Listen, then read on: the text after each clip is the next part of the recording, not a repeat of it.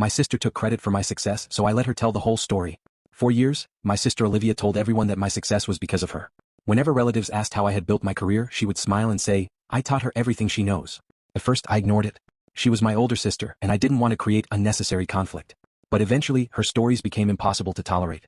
She started telling people that she had introduced me to my first major client, helped me start my business, and even lent me money when I was struggling. None of it was true.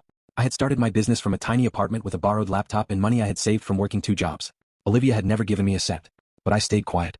Then one evening, my mother called me and said something that made my stomach drop. "Your sister says you owe her part of your company." I laughed because I thought she was joking. She wasn't. Apparently, Olivia had convinced my parents that she had helped me build my business and therefore deserved ownership.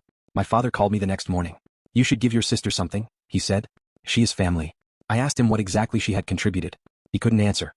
Instead, he told me I was being selfish. That was when I decided to stop defending myself verbally. I would let the evidence speak. A week later, Olivia organized a family dinner. She invited everyone and announced that she had finally decided to settle things with me. Then she pulled out a folder. Inside were several documents describing herself as my business mentor and financial partner. She looked at me confidently.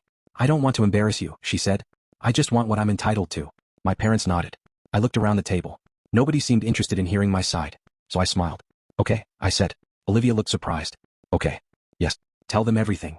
She began explaining how she had supposedly helped me find clients, taught me business strategies, and invested money into the company.